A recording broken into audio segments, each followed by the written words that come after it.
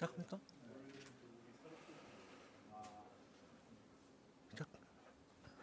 네, 안녕하세요. 인천상공회의소와 저희 경실련, 그다음에 인천경실련이 함께 주최하는 항공산업 발전을 위한 대한항공, 아시아나항공의 바람직한 통합방향 토론회 사전 진행을 맡은 경실련 오세영 팀장입니다. 바쁘신 중에도 많이 참석해 주시고 또 온라인 시청해 주셔서 감사드리고요. 시작하기에 앞서 저희 경실련 정책위원장으로 계시는 임효창 서울여대 교수님의 인사 말씀 듣도록 하겠습니다.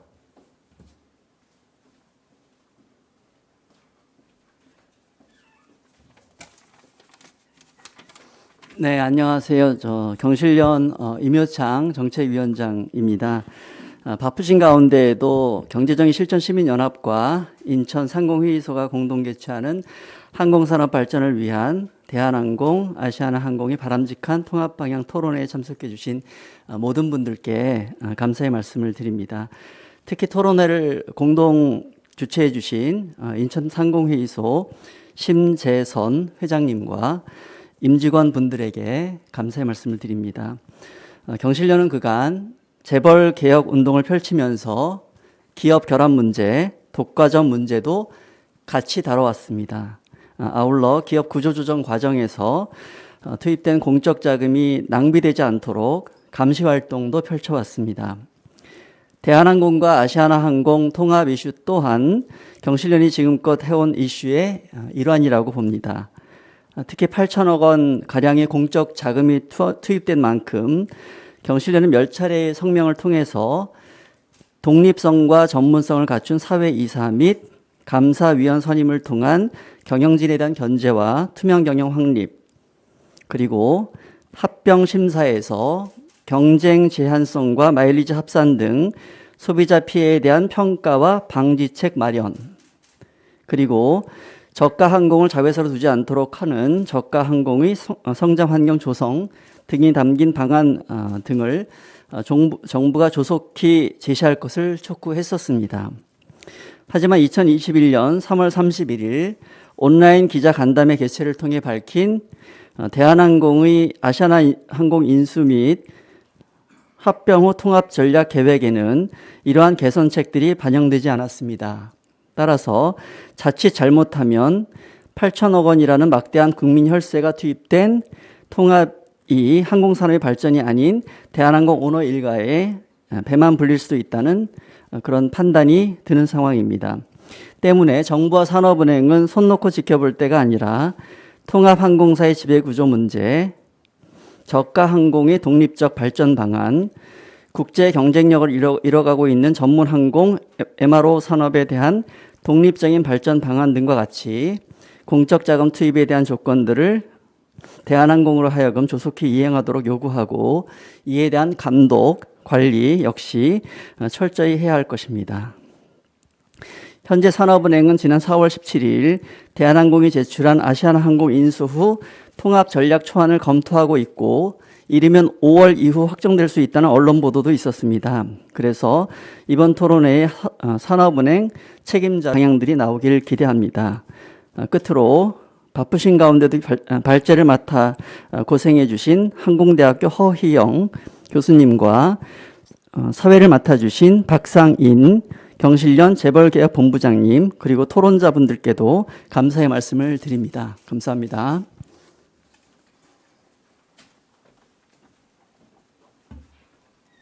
네, 인사 말씀 감사드리고요. 지금 간단하게 또 소개도 주셨었는데 다시 한번 더 저희 토론회 참석자분들 소개드리고 좌장님께 말씀 넘기도록 하겠습니다. 저희 오늘 사회 좌장을 맡으신 박상인 경실련 재벌개혁본부장님이시고 서울대 행정대학 교수님이십니다.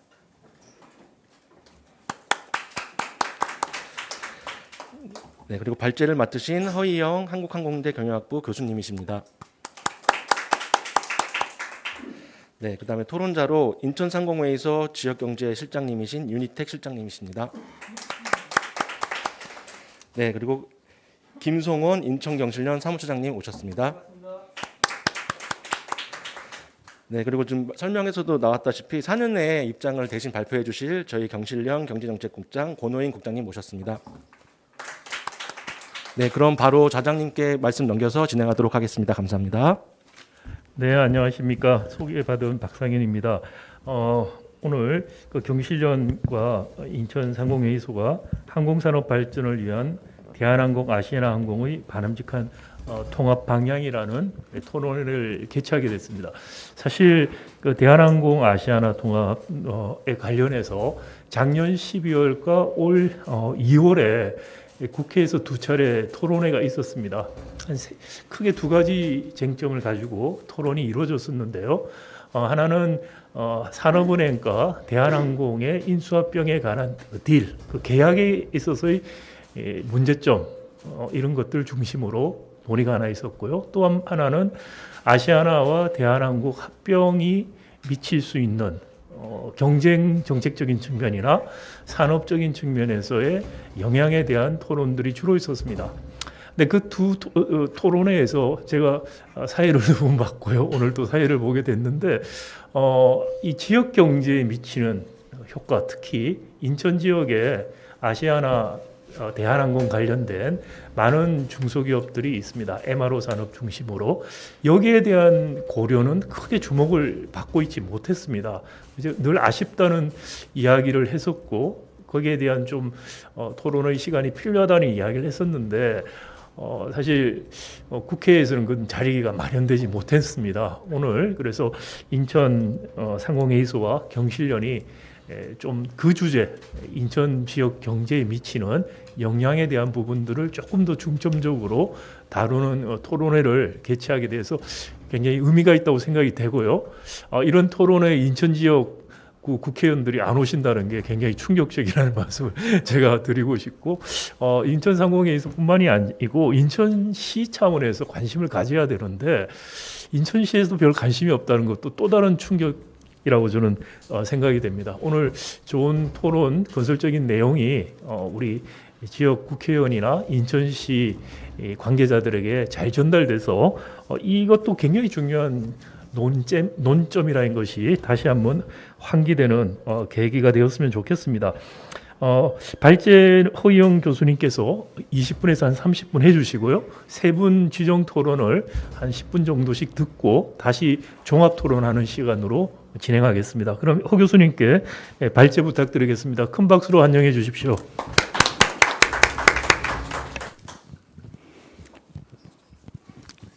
예, 오늘 방금 소개받은 항공대학교 허희영입니다. 오늘 이 소중한 자리 만들어주신 인천상이 경실련 감사드립니다. 그동안 이런 논의가 몇 차례 있었는데 제가 이 발제 요청을 받고서 좀 준비를 하면서 들었던 생각이 우리 산업에 대한 이해가 좀 필요하겠구나. 특히 그 전 세계 이 글로벌 산업, 이 항공업계가 어떻게 지금 빠르게 움직이고 있는지 이런 것들을 좀 같이 좀 이야기해야 되겠다. 그렇게 해서 자료를 준비를 했고요. 또 지금 방금 그 우리 위원장님께서 말씀하셨지만 지금 지금 아시아나의 그 어떤 디폴트에 거의 직면했던 아시아나에 대해서 산업은행이 나서서 빅딜을 성사시키면서 이게 이제 국민의 혈세 문제가 나오게 될 수밖에 없죠. 그 국민의 세금이 8천억이 들어가는 문제라서 이것이 잘 쓰여야 된다. 당연한 것이고요. 그렇다면은 이 코로나19가 한국에만 있는 게 아니고 전 세계를 덮쳤는데 전 세계 항공업계는 어떻게 되고 있는가 그 얘기도 좀 말씀드리고 각국 정부는 어떻게 세금을 투입하고 있는가. 그리고 우리 지금 사회자님께서 우리 박 교수님께서 말씀하셨지만 특히 그 인천공항을 중심으로 최근에 사천과 인천시 간의 어떤 갈등처럼 비춰지는 이 MRO 사업 이것에 대해서도 참 이해가 필요하겠구나. 이게 잘 돼도 서로 상생할 수 있는데 이것이 자칫하면은 또 다른 갈등을 낳겠구나 하는 점에서 오늘 쟁점 가운데 하나로 다루었습니다. 제가 요즘 자료를 띄우면서요. 지금부터 시작을 하겠습니다. 목차를 보면은 제가 이 주최 측에서 연락을 받고 이 취지를 이해하면서 쟁점이 4개 정도로 이렇게 정리가 되더군요. 하나는 이 아시아나 인수에 대한 통합 대한항공이라고 부르겠습니다. 이 시기는 앞으로 2, 3년 작업을 해야 되겠지만 이 통합 대한항공이 만약에 만들어진다면 얼마나 경영의 투명성을 확보할 것인가가 하나고요. 두 번째는 이 독과점의 문제, 즉 경쟁의 제한성으로 인해서 소비자 편익이 과연 보호될 수 있을 것인가에 대한 우려가 있기 때문에 그걸 두 번째 쟁점으로 이렇게 설명을 드리고자 합니다. 세 번째는 그러면은 이 거대한 독과점이 형성될 수도 있겠다. 그렇다면 저가항공사 시장은 어떻게 되는 거냐? 그 생태계 보호에 대해서도 좀 제가 말씀을 드리고 네 번째는 이 항공 MRO라고 하는 이 큰 시장 우리에게는 매우 생소하지만 이 MRO 산업을 어떻게 키워나갈 것이냐? 우리는 지금 인천공항이라고 하는 좋은 인프라를 갖춘 공항이 있기 때문에 이거에 대해서 좀 설명을 드리겠습니다.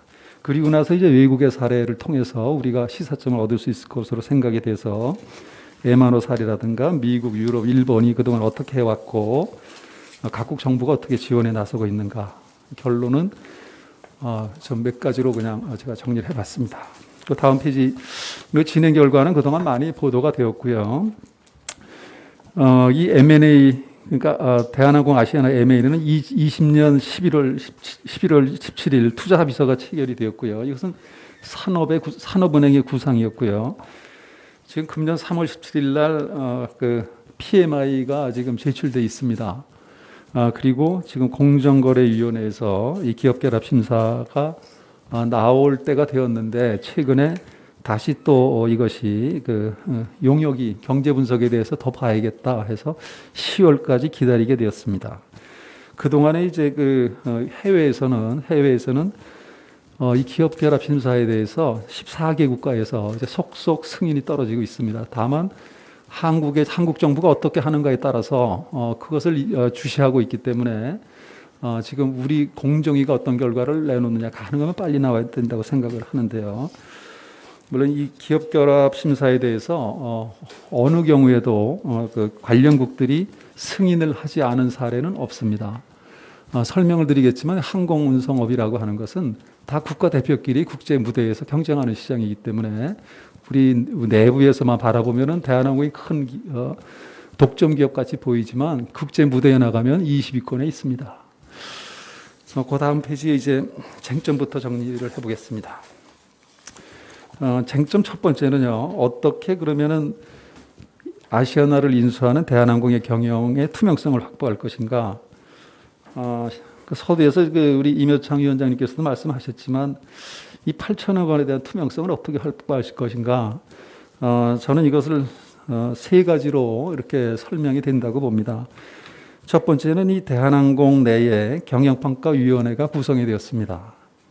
이게 금년에 구성이 되었는데 이 경영평가제도라고 하는 것은 우리나라에는 공기업에 대해서 80년대부터 시작이 되어서 잘 자리 잡았던 제도인데 이게 이제 민간 기업에서 외부 전문가로 구성돼서 1년간의 경영의 성과를 평가하고 그거에 대해서 대표이사에 대한 거취를 결정하겠다는 것은 매우 파격적입니다.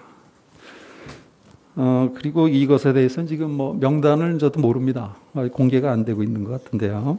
그리고 그러니까 경영평가위원회라고 하는 것은 주인이 없는 공기업들에 대해서 경영자가 얼마나 경영을 잘했는가, ABCD를 매기고 점수가 안 좋으면, 평가가 안 좋으면 옷을 벗어야 됩니다. 또 아주 잘하면 인센티브를 주고요. 그런 제도인데 이게 이제 대한항공에도 이게 적용이 처음으로 되는 겁니다.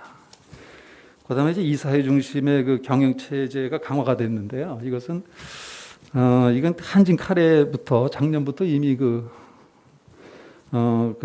사회자와 의장이 분리되기 시작했고요. 이사회에서 또 사회이사에 대해서 산업은행이 3명의 사회이사 추천권을 갖겠다. 또 대한항공 그걸 또 동의를 했고요. 감사위원이 또 여기 추가가 됩니다. 그래서 이 사회이사 제도는 지금 굉장히 체제가 잘 구축이 되어 있다. 이거에 덧붙여서 뭐 윤리경영위원회라든가 특히 대한항공은 그 오너리스크로 인해서 사회적인 지탄을 많이 받았던 기업입니다. 따라서 윤리경영의 문제를 이 위원회를 통해서 이제 강화하겠다. 그리고 세 번째로 이제 경영의 투명성이 확보되는 것은 이제 한진칼의 7대 의무사항인데요. 이 내용을 보면 당연한 것 같은데 굉장히 강력합니다. 그 다음 페이지 보시면 한진칼 7대 의무사항인데요. 이건 각서 형식으로 받았습니다. 그러니까 당시에 조양호 회장이 여기에 이제 사인을 한 거죠. 거기서 7가지를 보면 거기 방금 말씀드린 사회이사 3인 감사위원 추천권을 산업은행이 갖는다. 근데 두 번째 같은 경우에는 제가 경영학을 가르치는 사람으로서 보면 중요 경영사항에 대해서 사전 협의를 해라. 협의권을 갖겠다. 그러니까 이것은 참 경영의사 결정에 대해서도 채권자인 산업은행이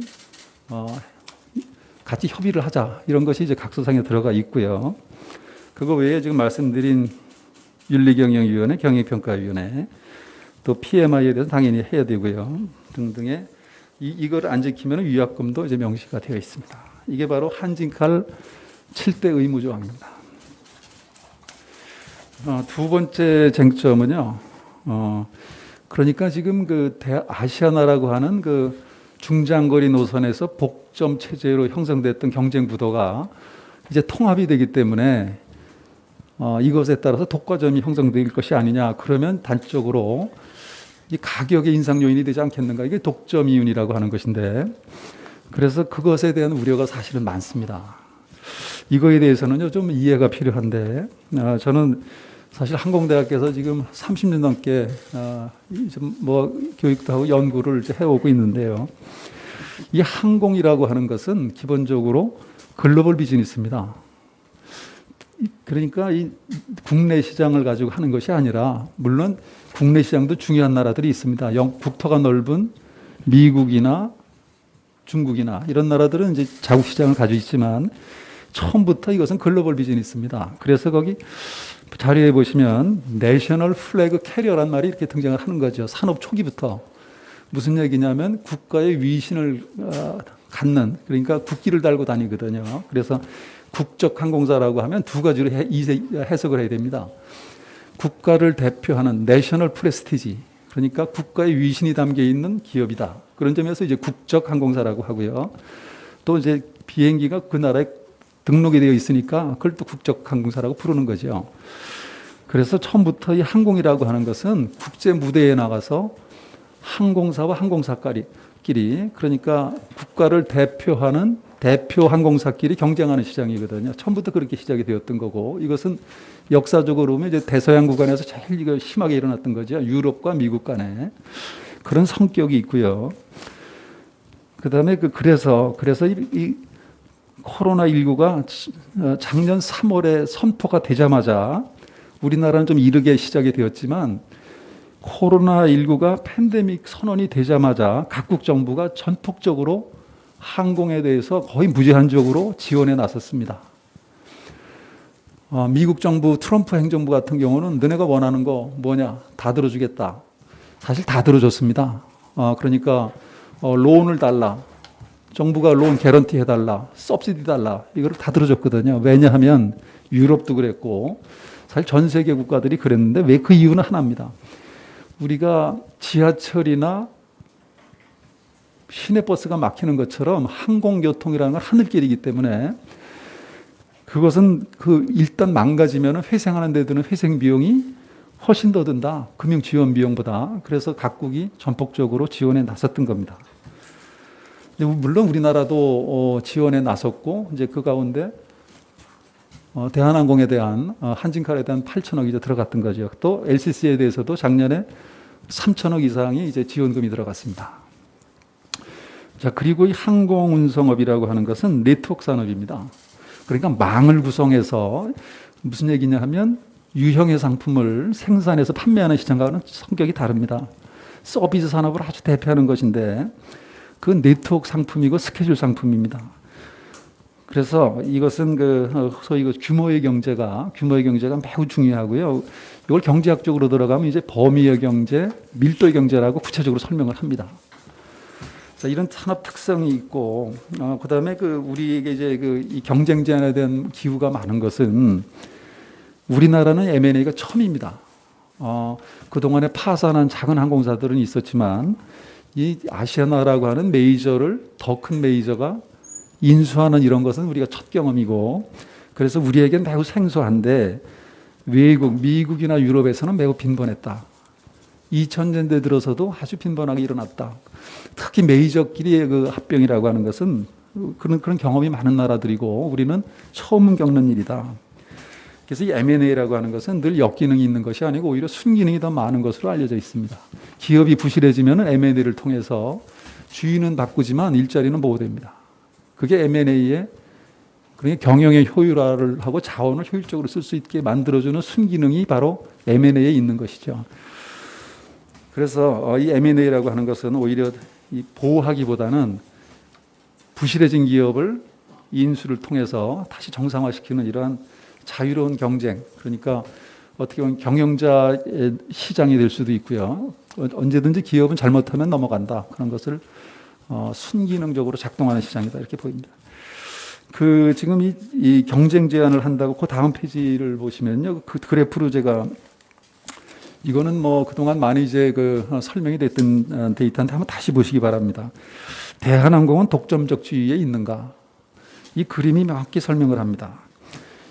이 그림에서 막대 그래프로 보여지고 있는 것은 이게 대한항공, 아시아나 그리고 세계 주요 항공사들이 이걸 베이스라고 합니다. 거점 또는 허브라고 하는데 그 거점에서 슬롯을 얼마나 점유하고 있는가. 이 슬롯이라고 하는 것은 공항에서 쓰고 있는 공항을 24시간으로 놓았을 때 이착륙에 들어가는 시간이거든요. 그 시간을 얼마나 점유하고 있느냐. 다시 말해서 제품으로 말하면 공급력입니다. 서비스의 공급력이고 이게 바로 그 시장 지위라고 할 수 있는데요. 인천공항 같은 경우에는 지금 대한항공이 24%를 슬롯을 점유하고 있고 아시아나가 18%입니다.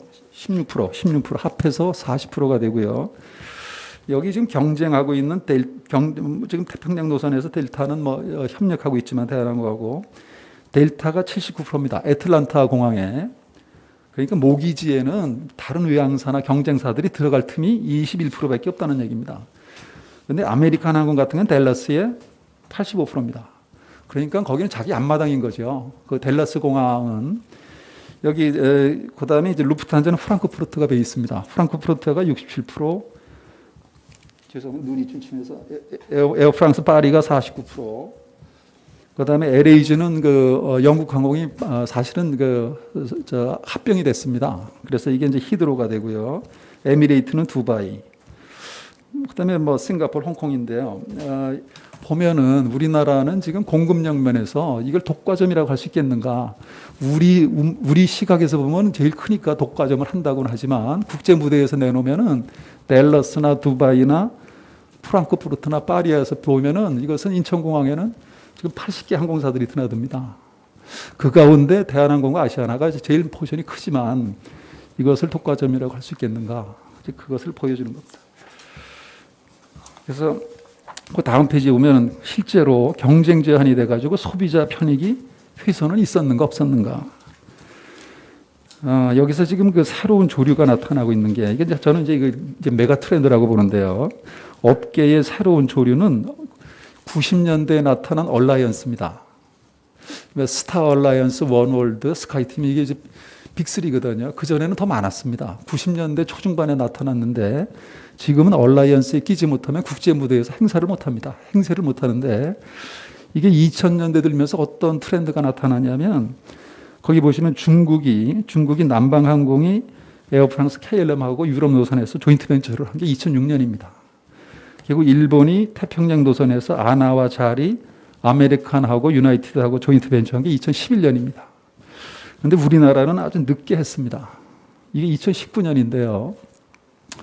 이게 델타하고 대한항공이 했는데 이때도 공정위가 시간을 끌어가지고 몇 달을 결과를 안 내놔가지고 그때도 역시 이게 독과점폐해가 있다. 태평양 노선에서 델타하고 대한항공이 동업을 하는 거거든요.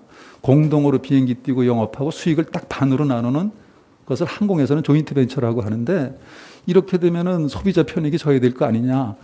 델타하고 대한항공이 경쟁을 해야 운임이 좋을 텐데 소비자들이 선택할 수 있을 텐데 이 두 개가 하나로 합해서 같이 띄우면은 가격이 오르지 않겠느냐. 그래서 독과점에 대한 문제를 들여다보느라고 공정거래위원회가 몇 달을 끊었습니다. 당시에 델타는 한국 정부가 이것을 승인 안 하면 아마 중국으로 넘어갈 수 있었습니다. 파트너를 중국에서 찾으면 되는 거죠. 그래서 지금의 이 문제도 독과점의 문제는 잘 들여다볼 필요가 있다. 그리고 실제로 조인트 벤처를 해보니까 어떤 변화가 왔느냐. 일부에서 보면 뭐 올랐다 뭐 이런 얘기를 하는데 제가 여기 맨 밑에 줄에 보면 LA 타임스 2014년에 1월 26일 날 얘네들이 미국에서요. 이게 이제 아메리칸이 US 에어웨이스를 인수를 했는데 그 이후에 나타난 10년간의 데이터를 가지고 보니까 인플레를 고려하더라도 실제로 오르지는 않더라. 왜냐하면요. 이 덩어리가 커지면 시간대별로 요일별로 시즌별로 계속 비행기를 집어넣어야 되니까 그때 정해진 가격을 파는 게 아니거든요. 항공사는.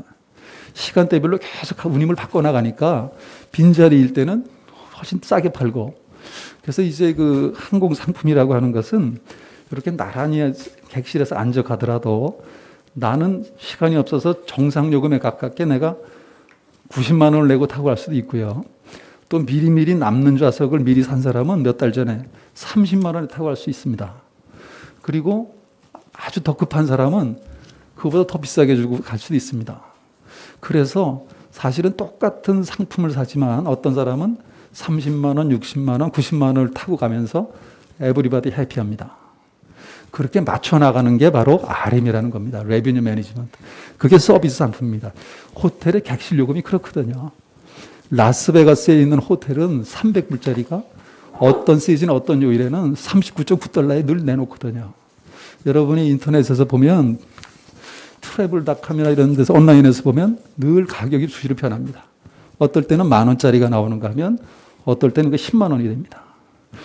그래서 이것을 일률적으로 비싸다 싸다라고 말할 수가 없고요. 오히려 미국 같은 경우에는 이런 조인트 벤처를 통해서 M&A를 통해서 운임이 0.5%가 내려갔다라는 보도가 있어서 제가 확인을 해봤습니다. 그리고 이제 국내선의 이제 문제인데요. 다음 페이지 보면 국내선 운임은 어떨 것인가? 사실은 이 부분에 대해서는 지금 예단할 수는 없습니다. 다만 지금 아시아나 대한항공의 자회사가 3개인데요. 그러니까 에어 부산, 진에어, 에어 서울. 이 세 3사가 산업은행의 방침은 이 자회사도 통합 LCC로 가는 것이 좋겠다는 디자인을 내놨죠. 근데 만약 그대로 간다면 사실은 LCC에서 거대한 LCC가 등장을 하게 됩니다. 근데 그 시기는 지금 기업결합 심사가 일단 모든 게 거기서부터 출발이 되는데 승인이 떨어지면 자회사들에 대한 합병 작업이 또 시작이 될 것이고 그것이 완성되는 데는 대한항공의 아시아나 인수가 완성되는 거는 대한항공 사장도 몇 차례 밝혔지만 24년 1월을 목표로 하고 있습니다. 아마 이번에 3개월이 연기됐기 때문에 더 서둘러야 될 겁니다. 무슨 얘기냐면 앞으로도 2년 반이라는 시간이 있고 2024년 1월이 돼야 유니폼이 이제 대한항공으로 바뀌는 겁니다. 그 속에는 수많은 시스템과 이런 것들을 다 단일화시켜 나가는 화학적 결합이 필요하기 때문에 그러면 이 LCC라고 하는 것이 자, 이 3사가 하나로 거대한 LCC로 등장을 하는 과정에서 나머지 LCC들은 어떻게 하겠는가?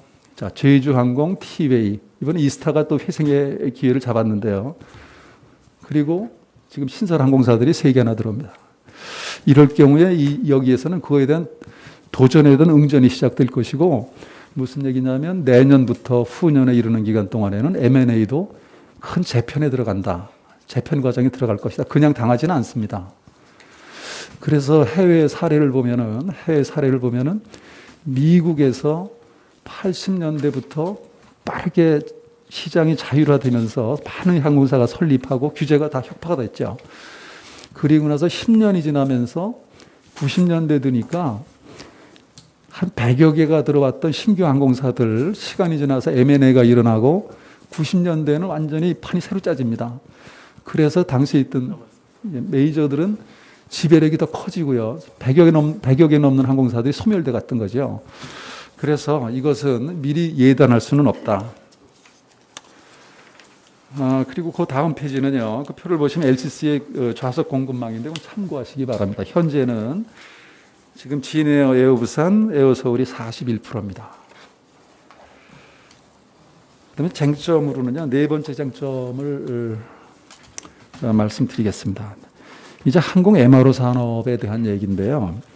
지금 이것이 대한항공이 경영이 안정되고 베이스로 하는 인천공항에 아시아나까지 하게 되면은 거기를 베이스로 이제 통합이 되게 되면 인천공항은 더 중요해질 것인데 여기에 MRO라고 하는 산업이 지금 앞으로 상당히 중요하고 이미 중요하지만 여기서 그림에서 보시는 거는 MRO 시장은 이게 이제 코로나19 이후에 포캐스팅 된 건데요. 해외에서 꾸준히 증가합니다.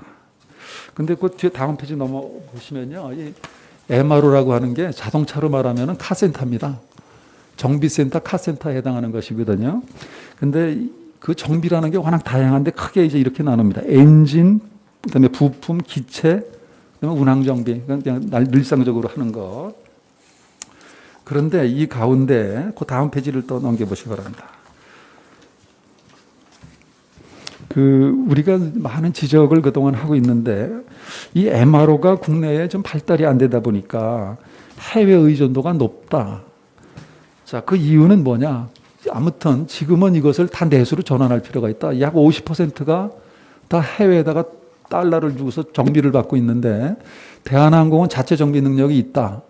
아시아나는 있지만 좀 부족한 부분은 좀 있다. 그런데 나머지 LCC들은 어떠냐? 대부분 밖에 나가서 해오는데 그 돈이 연간 약 1조 2,500억, 1조 1,250억 정도 된다. 1조가 넘는 돈이 해마다 정비비로 해외에다 빠져나가는데 이걸 어떻게 할 거냐? 이것은요, 한번 이번 기회에 좀 많은 관심을 가져야 됩니다. 요거에 대해서 다음 페이지 보시면은요, 이 MRO 산업의 경쟁력 강화라고 하는 데 있어서 문제는 이 MRO라고 하는 건 아주 싼 또 기술력이 많이 필요치 않은 도색에서부터 아주 고급의 그 기술이 필요한 엔진에 이르기까지 다양한데 이 MRO 산업이라고 하는 것은 핵심 산업은 뭐냐면 엔진 MRO입니다. 이 엔진 MRO를 해야 거기서 부가가치가 많이 산출된다. 그 정비 능력은 사실은 대한항공이 수십 년간 축적된 기술을 가지고 있습니다. 그래서 자사의 엔진은 대부분 거기서 해내고 있죠. 그래서 이 핵심 산업 MRO를 하려면은 뭐 이번에 이스라엘의 IAI가 777에 대한 화물기 개조에 대한 거를 이번에 이제 투자 합의를 했는데 그것은 MRO 시장에서 보면 아주 작은 부분입니다. 그야말로 인건비 따먹는 정도의 아주 작은 부분인데 먼저 사천 MRO 단지가 형성이 되어 있었기 때문에 사천에서는 정치하시는 분들 뭐 해가지고 여론몰이를 하고 계시더라고요. 그래서 야 그거 철회해라. 인천공항은 그거 MRO 뭐 중복 투자다. 뭐 그래서 제가 너무 갑갑해서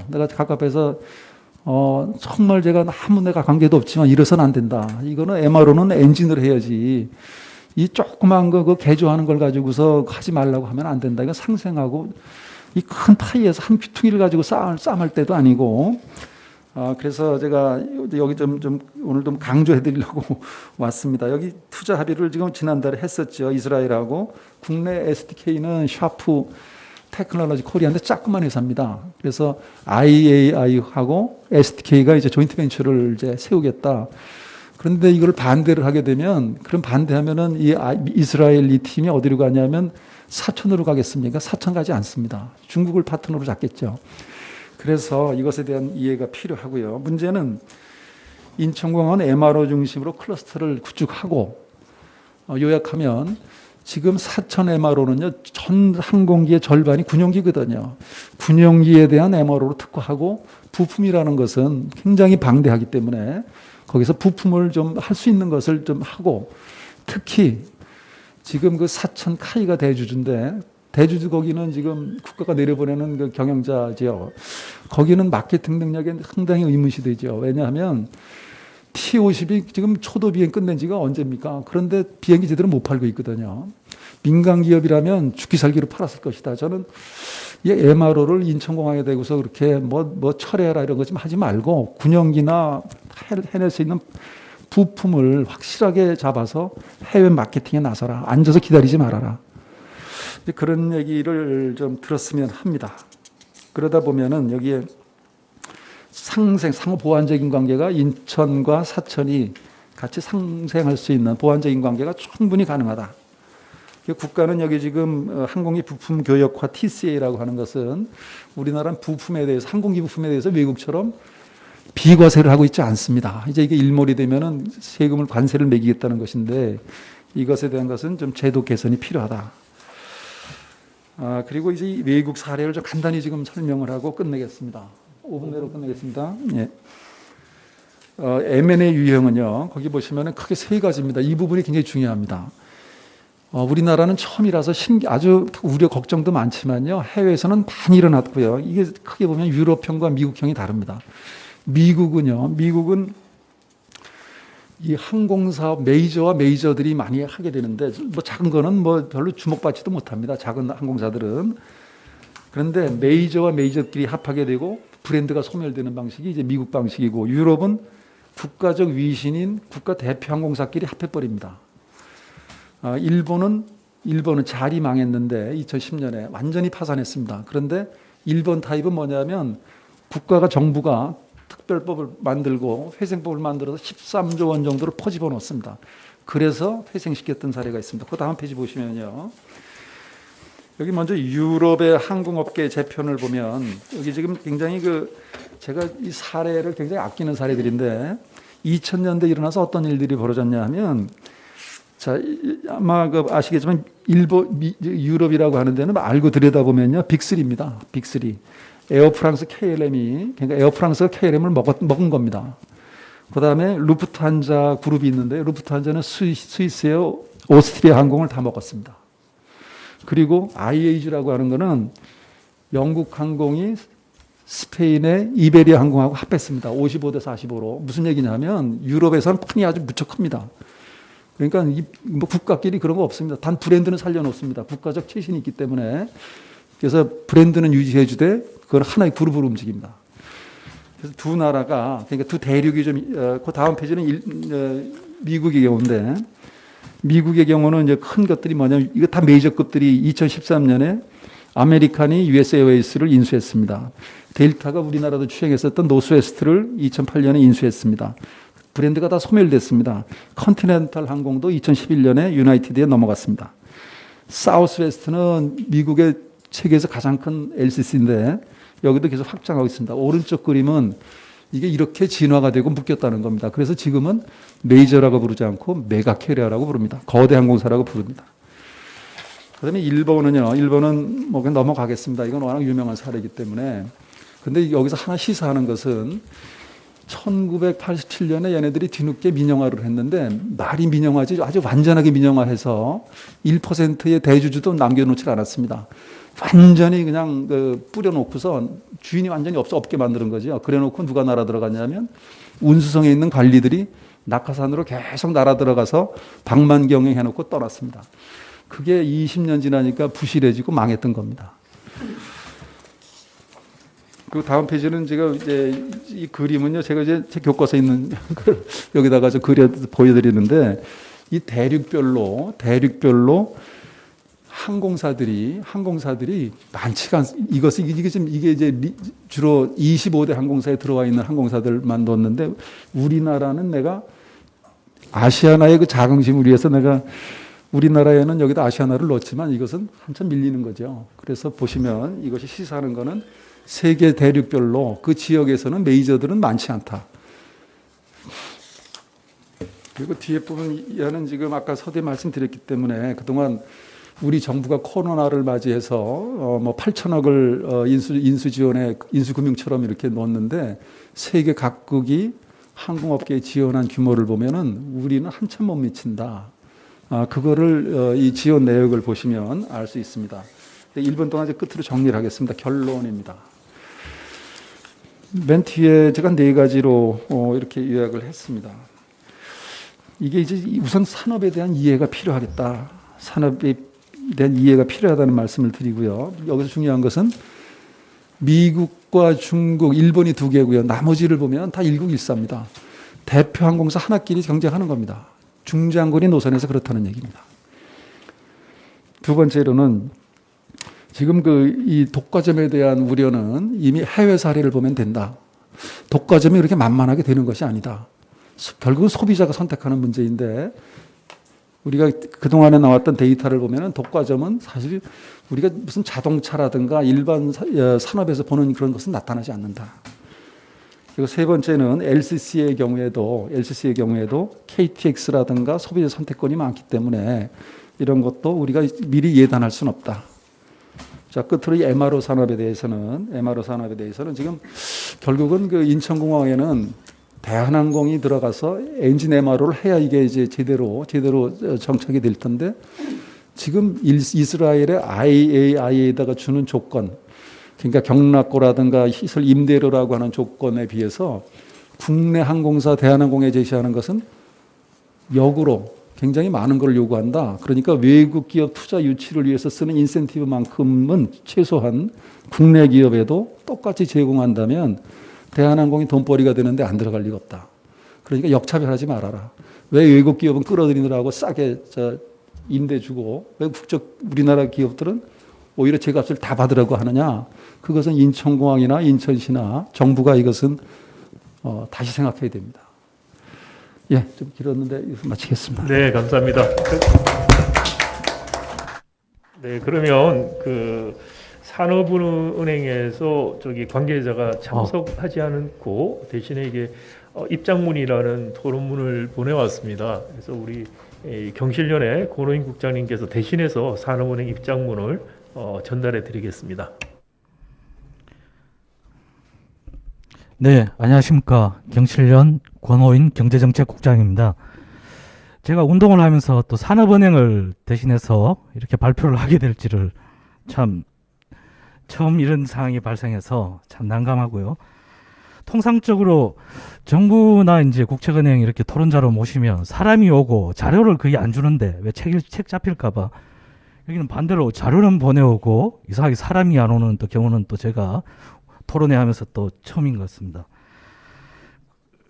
예, 관련해서 자료를 좀 띄워주시면 제가 대신해서 발표를 드리겠습니다. 예, 어제 산업은행에서는 이제 어제자로 공문이 와서 여러 가지 최근 통합 관련해가지고 현재 각국 경쟁 당국에서 기업 결합 심사 진행으로 인한 통합 관련 현안들이 민감하다 해서 당사자는 참석하기 어렵고 대신 자료를 보내드린다라고 했습니다. 해서 충실하게 좀 읽어드리겠습니다. 산업은행이 보내주신 자료 1페이지입니다. 제목을 양대항공사 통합 관련 산업은행 입장 해서 어제 일자로 왔습니다. 크게 처음부터 말씀드리겠습니다. 우선 통합항공사에 대한 견제장치, 이거는 기존에 이제 언론에 나왔던 바와 큰 차이가 없는 것 같습니다. 현재 여러 가지 오늘 일가에 대한 견제와 특혜 논란을 방지하기 위해 통합위원회 설립을 통한 한진칼 주주로서의 주주권 행사, 한진칼 및 대한항공 사회이사 감사위원 후보 추천, 셋째, 경영평가 결과 부진시 경영진 교체 해임 등의 조치 등 견제장치를 위한 장치를 마련했다. 그리고 아시겠지만 이제 경영평가위원회를 통해 대한항공 및 통합항공사의 PMI 계획 이행과 경영 전반에 대한 평가를 진행할 예정이다. 평가위원회 구성은 외부 인사 4인과 채권단 2인으로 한다라고 밝혀지고 있습니다. 두 번째는 이 PMI 계획입니다. PMI 계획에서는 이제 3월 17일 대한항공으로부터 이제 제출을 받았다며 PMI 계획 수립 시 FSC 및 LCC 지배구조, 그리고 MRO 사업 발전 방향, 고용, 항공 운임, 협력업체 등의 내용을 포함하도록 방향을 제시했다라고 했습니다. 다만 PMI 계획의 방대한 분량으로 검토에 많은 시간이 소요되고 있다라고 지금 단서를 달았습니다.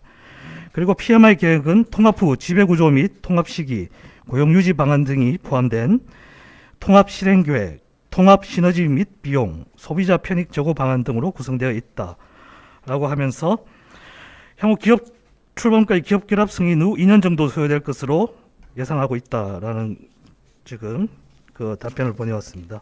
다음 페이지입니다. 이 페이지 보시면 다음으로 LCC 지배구조 관련입니다. 특히 대한항공은 LCC 통합사 진에어, 에어부산, 에어서울 3사 통합과정의 지배구조와 관해 대한항공 산하에 두는 방안하고 한진칼 산하에 두는 방안을 모두 검토했다. 그리고 항공 관련 계열사 간의 시너지 창출과 경쟁력 강화 등을 통한 주주가치 제고와 소비자 편익 증진 등의 측면에서 최적의 방안을 모색할 계획이다 라고 답변이 왔습니다. 그리고 오늘 지금 계속 논쟁이 되는 MRO 사업 관련입니다.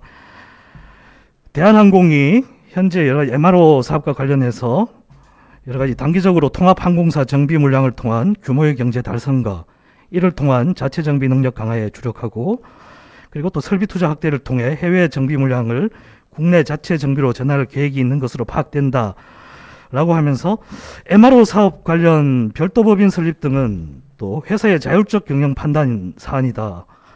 그리고 MRO 산업 재편의 경우 국토부 등 주무부처의 정책 결정이 필요한 사안으로 이에 대해서는 양사의 성공적인 통합 이후 거시 정책적 관점에서 충분한 검토가 필요하다고 보인다 라고 해서 이제 여러 가지 항공정비 부품 산업의 중장기 육성을 위한 발전 계획 수립을 요청하고 경영평가 항목에도 반영할 계획이다 라고 MRO 관련 사업에 대해서 입장을 밝혔습니다. 그리고 또 소비자 편익 제고 관련해 중요한 쟁점 중에 하나인데요. 특히 운임 관련해서도 인상으로 인한 소비자 피해가 발생하지 않도록 감시 방안을 고민하고 있다라고 했고요. 3페이지로 넘어가겠습니다. 마일리지 또한 여러 가지 수행 등 세부적 방안을 마련할 계획이다. 그리고 전반적으로 운임 마일리지, 노선, 스케줄 다양화 등 소비자 편익과 관련된 사항에 대해서는 경영평가 시 중요 평가 지표로 설정해 지속 모니터링할 계획이다. 끝으로 이제 통합 관련 산업은행의 역할은 여기 보시면 다양한 제도적 장치를 통해 통합 절차가 성공적으로 진행될 수 있도록 최선의 노력을 다하고 있다. 그리고 동시에 특혜 논란이 없도록 계열주 및 경영진의 책임 경영, 건전 경영에 대한 감시 자료의 역할도 충실히 수행할 것이다. 이상이 이제 산업은행의 답변이 있고요. 이제 잠깐 제가 이 자료를 보면서 드는 소회는 그런 것 같습니다. 좀 전반적으로 얼마 전에 이 자료를 보니까 이제 대한항공 우기용 사장이 그 기자회견 할 때 그 내용하고 상당히 또 유사한 내용이 아닌가라는 측면에서 상당히 산업은행이 어떻게 보면 감시자 역할을 해야 되는데 대한항공이란 재벌 그룹을 대변하게 하고 있는 게 아닌가라는 강한 좀 의구심도 좀 들었고요. 그리고 이제 지금 말 그대로 상당히 중요한 채권단의 역할을 하고 있는데 진짜 이게 뭐 하는 조직인지 상당히 좀 의심스러운 측면이 있었습니다. 과연 이게 진짜 이동걸 회장의 저는 아니라고 보여지는데 산업은행이 향후 이런 포지션으로 가면 상당한 많은 이제 그런 것들도 좀 담았지만 자칫 잘못하면 어떻게 보면 과거에 또 이 구조정을 통해 가지고 재벌 그룹 총수일가들이 그런 이익을 누린 것 같이 잘못하면 그런 흑역사도 제대로 감시와 감독을 하지 않으면 발생할 수도 있겠다라는 좀 생각이 들고요. 그리고 특히 LCC 같은 저가 항공 문제나 이런 것들은 상당히 좀 시장에서 이런 대형 공용 슈퍼 LCC가 탄생할 수 있기 때문에 이런 부분에서도 좀 충분히 고민을 해야 되는데 여기에 대해서 보면 다양한 방안을 이제 검토를 했으나 고민하고 있다, 계획하고 있다 이런 수준을 언급하고 있고 어떤 방향으로 갈 건지에 대해서는 정확한 입장도 안 내놓고 있다는 게 좀 우려스럽습니다. 그리고 마찬가지로 좀 지배구조 같은 경우에도 경평위원회가 생겼지만 이게 또 얼마 전에 그때 기사를 보면 여기 어쨌든 한진칼 또 대주주로 있는 한진칼 쪽에 이거 경평위원들 선임할 때 그런 의견이나 이런 것들을 물어야 되는 그런 구조도 있습니다. 과연 그러니까 이 또 경영 이게 평가위원회가 과연 또 그 말 그대로 제대로 작동할지도 약간 우려스러운 대목이다. 그런 내용이 산업은행에서 또 보내온 입장에서는 충분히 담지 않고 있고 기존의 발표만 지금 인용하고 있는 것 같습니다. 그래서 좀 산업은행이 어떻게 보면 대한항공거래가 지금 제일 키를 잡고 있는 지금 채권단인데 이런 사항을 좀 면밀하게 좀 검토해야 되는데 그 입장문을 보면 상당히 좀 그런 게 좀 부족해 보이고요. 이런 측면에서 이제 자칫 잘못하면 과거 또 기업 구조조정 과정에서 여러 가지 그 노동자들의 희생이라든지 또 국민 혈세의 낭비라든지 자칫 잘못하면 총수 일가에 또 배를 채워주는 그런 쪽으로 흘러가서는 안 되겠다. 그래서 이제 산업은행이 6월 중에 빠르면 그 심사 결과를 발표한다고 합니다. 언론 보도에 따르면 뭐 될지는 모르지만 오늘 나온 내용들을 제대로 꼼꼼하게 반영해서 제대로 좀 심사해 줬으면 하는 바람입니다. 예, 이상입니다. 네, 감사합니다. 자, 네, 감사합니다. 이어서 유니텍 인천상공회의소 지역경제실장님이 토론해 주시겠습니다. 예, 인천상공회의소 지역경제실장 유니텍입니다.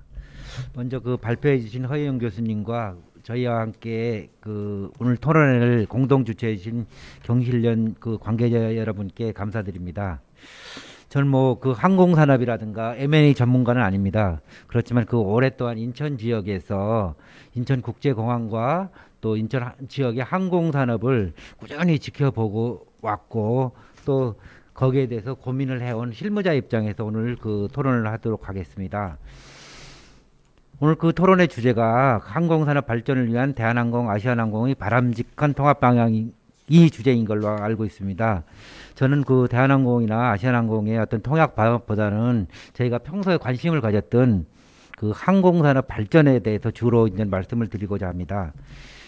뭐 잘 아시다시피 대한항공과 아시아나항공의 어떤 그 통합은 위계처한 그 아시아나항공을 살리고 또 우리나라 항공산업을 살리기 위한 어떤 불가피한 어떤 선택이라고 생각을 합니다. 또 뭐 기본적으로 어떤 그 시장 논리에 의해서 순리적으로 이렇게 진행이 될 것으로 믿고 있습니다.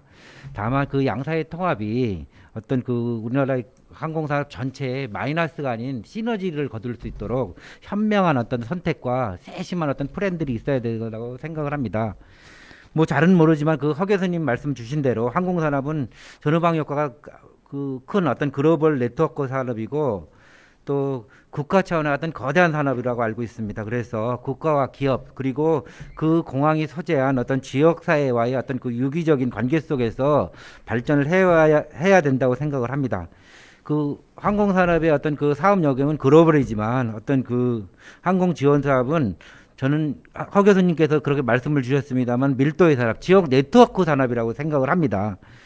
운송망은 어떤 넓고 어떤 단단한 글로벌 네트워크가 중요하지만 뭐 기내식이라든가 정비라든가 아니면 교육 훈련이라든가 물류라든가 이런 항공 지원 사업은 공항 인근에서 효과적인 어떤 지원 체계를 가지고 있어야만이 어떤 그 안전을 담보할 수 있고 정시성을 담보할 수 있고 양질의 서비스를 이렇게 제공할 수 있다고 생각을 합니다.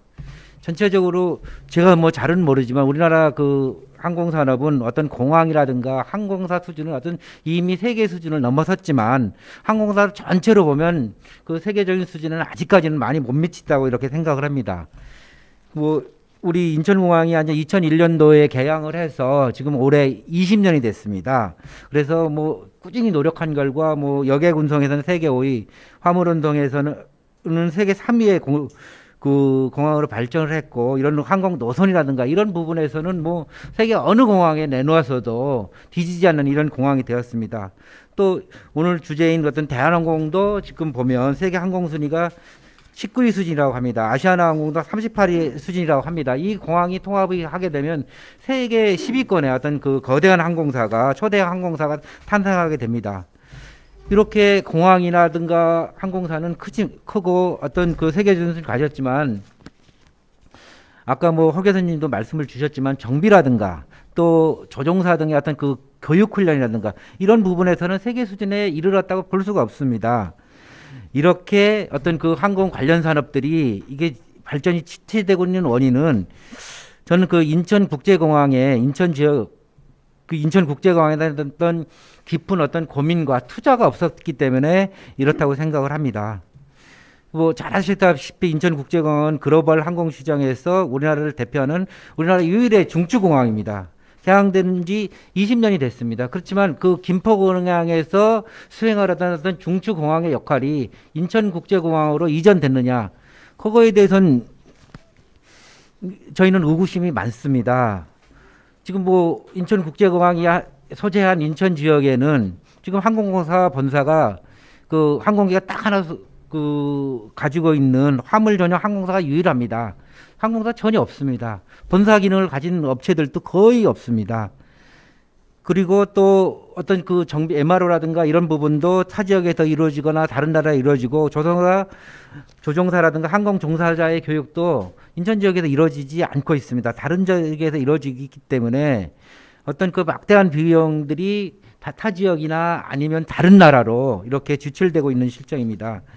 그래서 국가 중추공항 인천공항을 국제화 중추공항으로 육성하기 위해서 막대한 비용을 들였음에도 불구하고 어떤 그 산업적인 시너지 이런 효과들은 거의 거두지 못하고 있고, 인천공항은 단순히 항공기가 뜨고 내리는 이런 역할들만 하고 있다고 저희는 생각을 하고 있습니다. 그래서 이런 기형적인 형태가 지속이 된다면 뭐 인천공항뿐만 아니라 우리나라 항공산업 전체의 어떤 그 발전에 얼마나 기여할 수 있는지 의구심이 많습니다.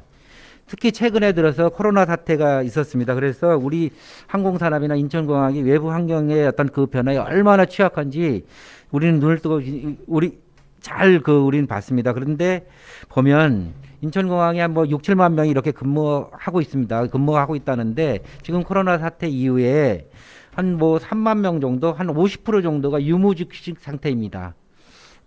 그거는 그래서 그것도 그 인천공항 인근의 어떤 지역 경제는 상당히 지금 무너지고 있는 상태인데, 이런 원인들 자체가 어떤 거냐면 어떤 인천공항 인근에 있는 그 항공산업체들, 항공 관련 산업체들이 태계 지사나 지점 형태입니다.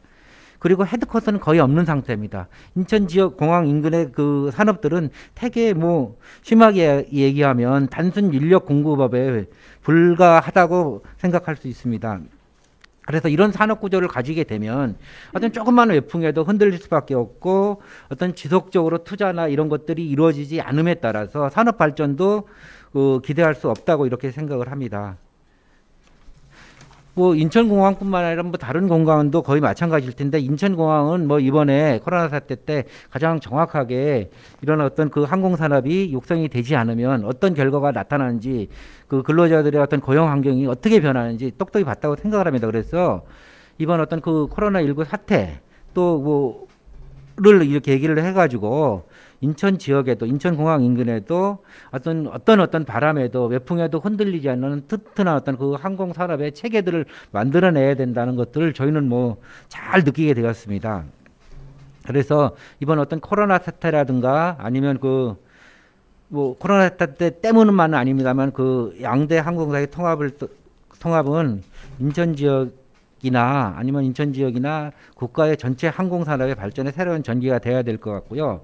어떤 그 공항과 또 항공사 그리고 공항 관련 산업들이 어떤 그 유기적인 관계를 맞서 전체적으로 발전할 수 있는 이런 계기가 돼야 될 것 같습니다. 그리고 어떤 이런 상황들을 고려해서 뭐 산업이라든가 중앙정부에서 어떤 그 통합 작업을 진행을 하는데, 그리고 통합 작업뿐만 아니라 항공 정책을 어떤 결정하는 데 있어서도 어떤 특정 지역의 어떤 이익이라든가 특정 업체의 이익이 아닌 전체 국가 전체의 어떤 발전, 그리고 국가 전체의 어떤 항공 산업의 발전, 그리고 시장 원리를 존중해서 현명한 판단을 이렇게 내려야 됐다고 생각을 합니다. 특히 지금 최근에 뭐 안전 문제가 사회적 문제로 이렇게 부각이 되고 있습니다. 근데 항공의 안전의 어떤 가장 기본이 되는 어떤 그 MRO 부분이라든가 한국 조종사의 그 교육 훈련 부분이라든가 이런 부분들은 어떤 그 중추공항인 어떤 그 인천에 어떤 집적하고 밀접하는 것이 그 항공사의 경쟁력뿐만 아니라 안전성, 그것도 항공 주권의 확보, 뭐 국가 경영의 그 강화 이런 것을 위해서도 당연히 인천 지역에 소재하는 것들이 가장 현명하고 합리적인 판단이라고 이렇게 생각을 합니다. 그래서 오늘 뭐 토론회 뭐 마지막으로 정리하자면 그 오늘 토론회가 어떤 그 양사의 어떤 바람직한 통합 방안뿐만 아니라 우리나라 어떤 전체 항공 산업의 어떤 발전의 계기가 이렇게 되기를 바라고요. 또 이런 그 항공 정책이란가 양대 항공사의 통합의 어떤 그 통합에서 어떤 현명한 결정이 이루어져서 이런 토론회들 오늘과 같은 주제의 토론회가 다시는 열리지 않았으면 하는 게 저희 바람입니다. 예, 이상입니다. 네, 감사합니다. 마지막으로 김송원 인천경실련 사무처장님 토론해 주시겠습니다. 예, 인천경실련의 김송원 사무처장입니다. 제가 마지막 토론인데요. 지금 말씀 나온 것을 좀 몇 가지로 쟁점 위주로 해가지고 정리하면서 저 의견을 말씀드리도록 하겠습니다. 지금 이제 대한항공하고 아시아나의 이제 통합을 하게 된 이유들은 여러분들이 아실 겁니다. 코로나19 상황에서 상당히 이제 항공산업 자체가 위기 상황에 직면하다 보니까 아까 교수님도 말씀하신 것처럼 정부가 개입할 수밖에 없는 상황이 됐죠. 그래서 그 당시 산업은행이 주도가 돼서 국민의 혈세 8천억 원을 투입을 하게 됩니다. 근데 8천억 원을 투입하는 기본적인 그 이유들이 있었는데 그 이유가 뭐냐 하면 항공 운송 산업 경쟁력 제고 방안이라고 하는 산업은행에서 만든 문건이 있습니다. 근데 이제 그 문건에서 몇 가지 주요한 쟁점들이 있는데 일단은 그 산업은행에서 그 공식적인 입장문을 가져온 것에 대비해 가지고 얘기를 해보면 첫 번째는 그런 겁니다. 8천억 원을 긴급하게 투입해야 된다. 그 얘기는 역으로 얘기하면 대한항공하고 아시아나가 긴급하게 통합 과정을 거쳐야 된다는 얘기거든요.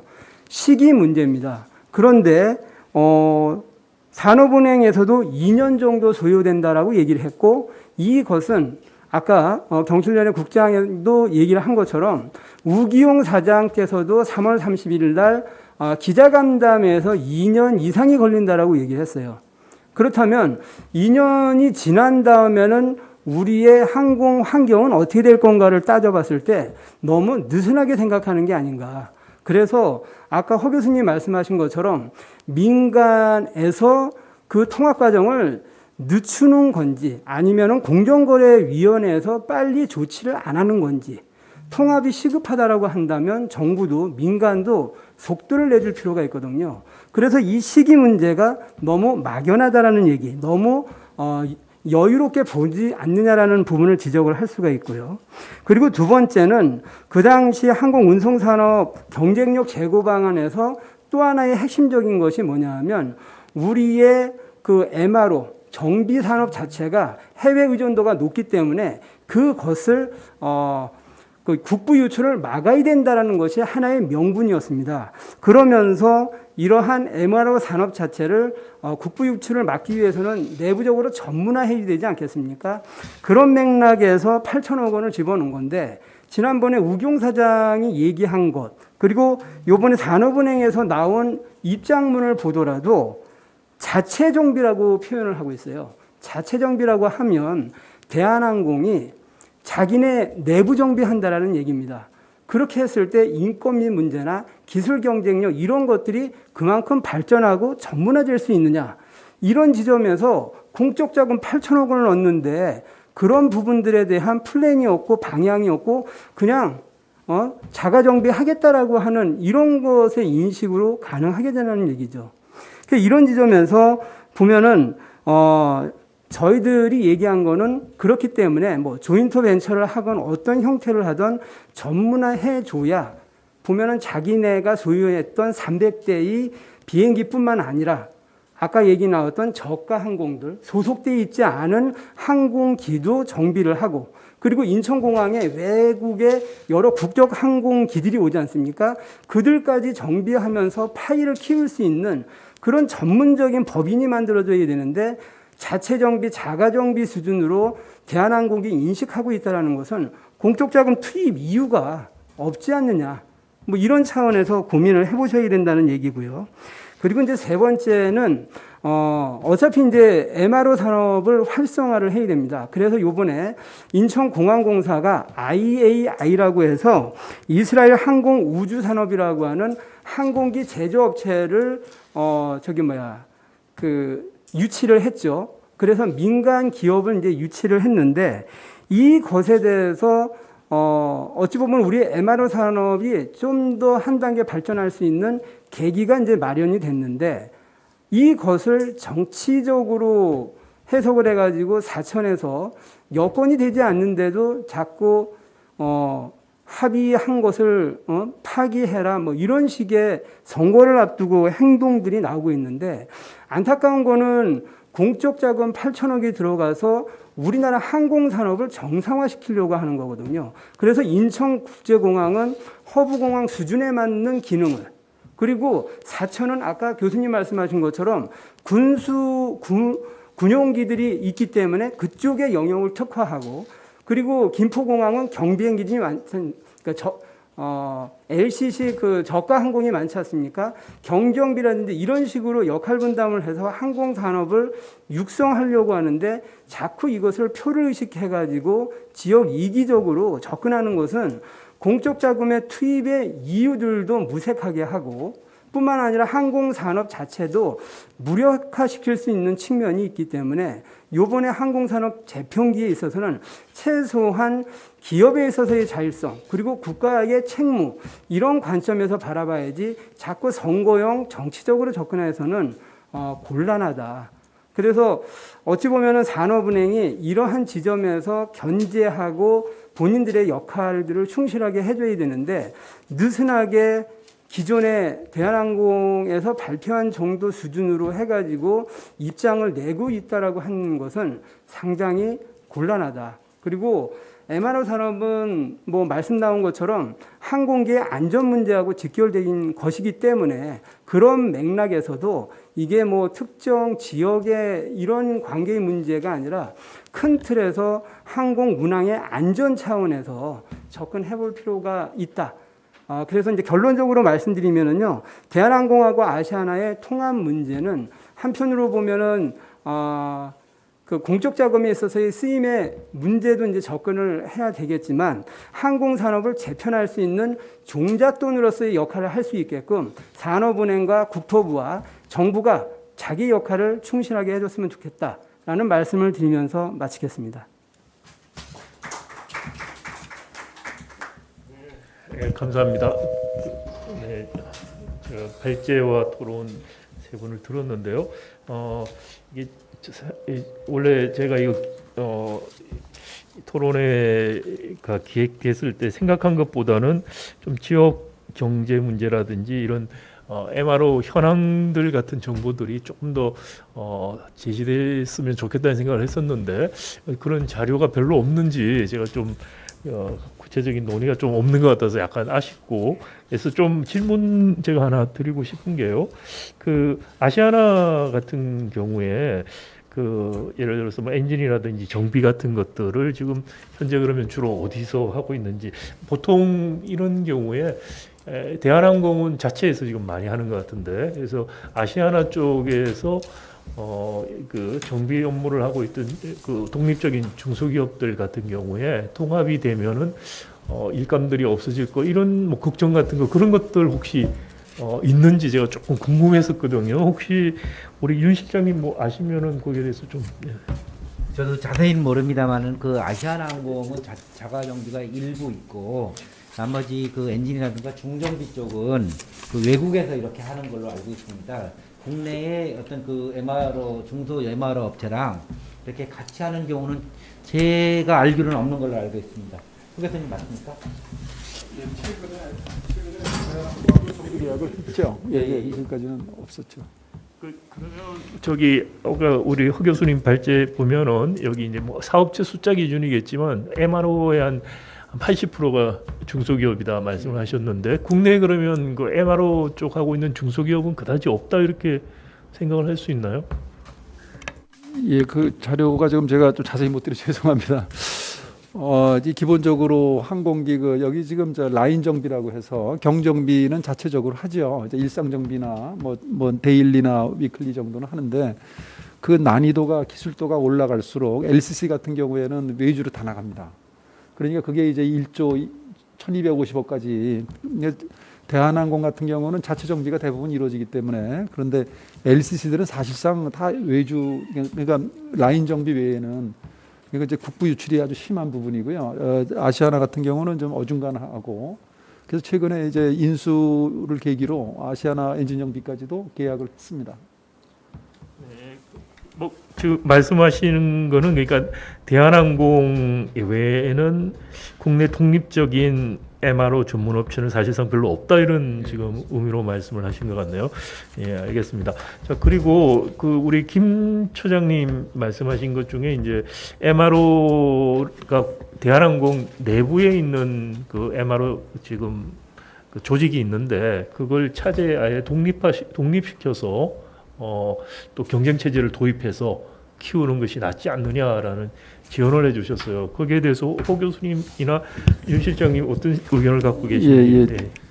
제가 그 조금 전에 우리 실장님 말씀하신 거 조금 제가 이 공적 자금 8천억이라고 하는 것은 기본적으로 이제 이것을 뭐 어떤 산업 구조 조정용으로 한 게 아니고 이 결국은 아주 시작은 뭐냐면 아시아나항공이 디폴트에 직면했거든요. 그게 코로나하고 관계가 없습니다.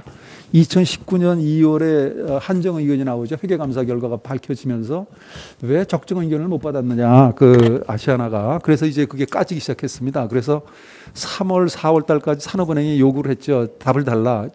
당시 박상구 회장 보고 경영권 이거 회생할 수 있겠느냐, 답을 달라. 그래서 결국 손을 들은 게 2019년 코로나 이전에 19년에 4월 달에 손을 들었습니다. 그리고 나서 이제 공개 입찰에 현산이 들어왔고요. 그러니까 HDS 현산이 들어왔고 거기서 아무리 실사를 뭐 하고 해봐도 이거 승산이 없다. 자기네가 맞는 순간 그때 한 게 그 계약금만 2,500억을 냈거든요. 그러니까 2조 5천억을 질렀는데 2,500억에 이걸 계약금으로 하고도 지금 소송 중이지만 결국은 안 맡았죠. 그래서 결국 이 고민이 깊어진 건 산업은행입니다. 산업은행이 19년을 넘기면서 이걸 어떻게 하느냐. 그럴 경우는 산업은행이 또 안아야 되는데, 그러니까 아시아나는 디폴트가 된 거죠. 그럴 경우에 이 선택이 이제 회생을 시키려면 구조조정을 해야 됩니다. 그러니까 잘 같은 케이스인데요. 잘 같은 경우는 3분의 1을 잘라냈거든요. 그러니까 해고가 엄청 일어나는 겁니다. 그거를 산업은행이 할 수 있겠는가? 회생을 시키려면. 아니면 대우조선해양처럼 몇 조씩 계속 집어넣을 거냐. 그야말로 혈세가 계속 들어가는 문제고. 그러다가 대한항공의 그 조원태 회장하고 이제 이게 맞은 겁니다. 거기는 경영권을 공격받고 있고. 그래서 시작이 됐던 것이고요. 지금 이제 결국 이제 MRO 문제에 있어서는 어떻게 보면 핵심은 간단한데 뭐냐면 인천공항이 정비 클러스터로 정말 해 나가겠으면 지금 이스라엘의 IAI는 우리나라의 카이에 해당하는 것이거든요. 그러니까 걔네가 선택을 한 거예요. 그러니까 이스라엘 우리가 뭐 들어와라 해도 걔네가 이익이 안 맞으면 안 들어오거든요. 그러니까 인천공항을 선택을 했는데 사천을 할 수는 없죠. 그쪽에서는. 그러니까 그러기 위한 조건이 뭐였냐면은 여기 들어와서 공장을 정비 시설을 짓고 하는 거에 대해서 임대료를 싸게 주겠다. 그런데 그 조건을 대한항공에다가 만약에 준다면 대한항공이 돈벌이가 되면 안 들어올 리가 없죠. 거기도. 그런데 이제 이걸 구조조정이니까 너네 들어와서 해라라고 하는 것은 이것은 좀 이거 8천억이라고 규모는 절대 큰 금액이 아닙니다. 지금 아까 620억 달러, 290억 달러 이런 건 미국 정부가 서브시디로 주고 개런티를 준 건데 그거는 수십조거든요. 그래서 이제 그것은 우리가 좀 조심스럽다. 단 들어와서 MRO 사업을 해가지고 돈을 벌 수 있도록 너네가 잘 해가지고. 그러니까 대한항공 역량은 있거든요. 잠재력이. MRO 대한항공이 이미 하고 있는 거잖아요, 그죠? 자체. 근데 외부를 안 받는 건 아니고 돈벌이가 안 되죠. 돈벌이가 안 돼서 안 받고 있다는 건가요? 그렇죠. 그런데 거기에서 인건비하고 이런 것들이 많지 않아가지고 자체적으로만 하고 네. 다른 물량들을 받지 않는 건데 네. 이게 통합이 되니까 항공 기수가 늘어나니까 구집이 뭐 이런 이제 오해들도 할 수 있는 거예요. 그러니까 간단합니다. 거기서 IAI한테 줬던 그 임대료 수준으로 낮춰주면 역차별하지 말고 그러면 당연히 대한항공 들어갈 걸로 봅니다.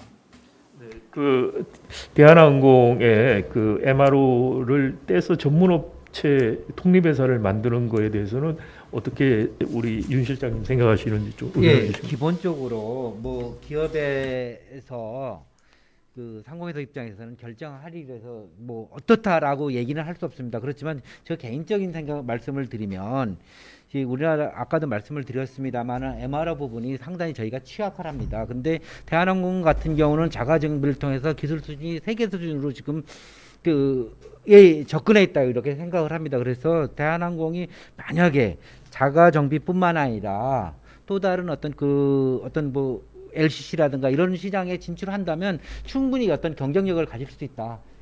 그렇게 생각을 합니다. 그래서 만약에 예를 들어 분사를 한다라도 충분히 경쟁력을 가질 수 있지 않은가 이렇게 생각이 됩니다. 왜냐하면 아까 교수님께서 말씀드렸지만 이미 우리나라 LCC 업체들의 대부분이 외국에서 하면서 어떤 1조 이상의 자금들이 외국으로 나가고 있거든. 그것을 내수화시킨다면 대한항공에서 분사한 MRO 업체도 충분히 생존 가능하고 돈이 될 수 있다. 제 생각은 그렇습니다. 예. 이게 산업은행 입장문에서 보면은 이게 통합항공사 견제장치에 한진칼 및 대한항공 사회이사 감사위원 후보를 추천한다고 대한항공 사회이사와 감사위원 후보를 추천할 수 있다는 이야기가 여기 있어서 제가 이게 혹시 이 내용이 혹시 후 교수님 이게 맞는 내용인지 혹시 아시나요? 이게 칼하고 관련해서만 7가지 맺었는데 대한항공 추천 사회이사 감사위원 추천권을 산업은행이 가지고 대한항공에도요. 그렇군요. 네, 알겠습니다. 자, 혹시 그러면 저 플로어에서 질문이 있으신 분 계시면 질문해 주셔도 좋겠습니다. 우리 기자분들도 오셨는데요. 질문이 있으면 질문 먼저 받고 조금만 토론을 더 진행을 하도록 하겠습니다. 네.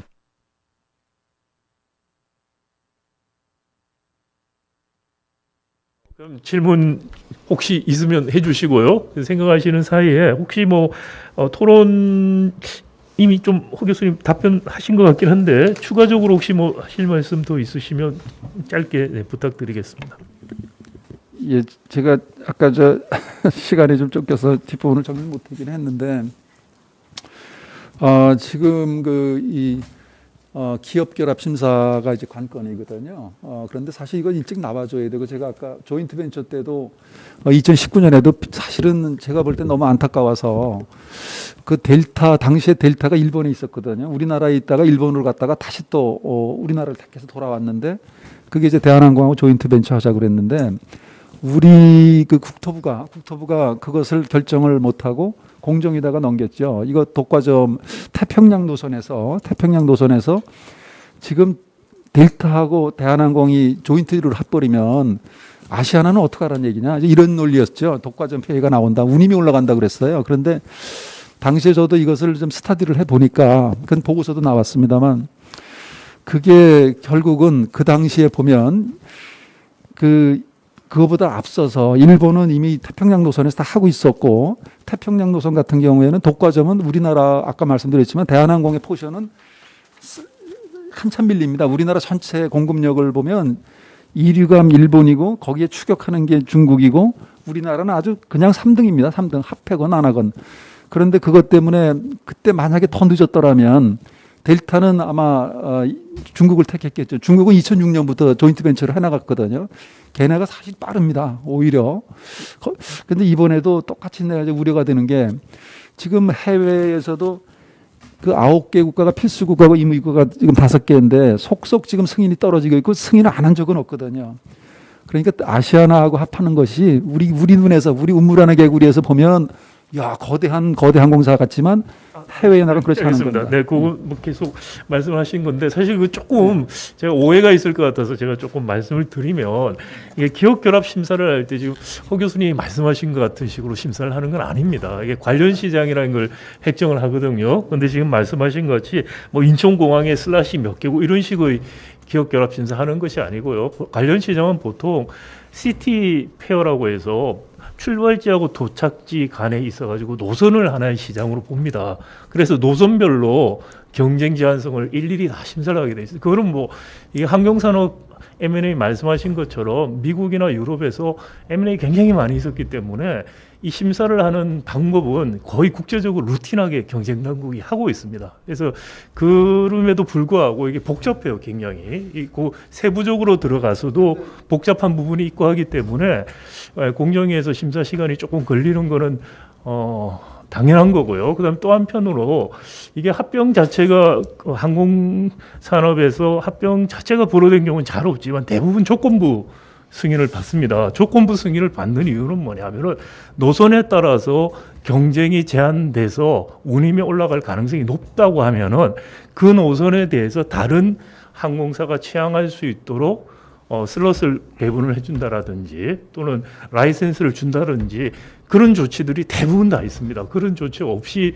항공산업이 M&A가 승인되는 경우는 거의 없어요, 지금까지. 그렇기 때문에 그런 부분들이 생각보다 굉장히 복잡하고요. 그다음 또 하나는 이제 항공 여객도 나누고 화물도 나누고 그리고 지금 MRO는 지금 제가 보니까 아시아나가 별로 하는 게 없기 때문에 크게 이슈가 안 될 것 같은데 그래서 그런 지리적 시장이라든지 이런 것들 다 나눠서 계산을 해서 경쟁에 대한 평가도 하고요. 거기에 따라서 좀 이 조건들을 달 것이기 때문에 그 조건을 어떻게 달 것인지 이런 부분들이 있습니다. 그래서 지금 이게 전체 뭐 통쳐서 아시아가 얼마고 뭐 이런 식으로 계산하는 식으로는 기업결합 심사가 진행되지 않는다라는 거를 좀 말씀드릴게요. 잠깐만 한 가지만 제가 말씀드리겠습니다. 이게 왜냐하면 기업결합 심사 그 신청서가 들어간 게 금년 1월 14일이에요.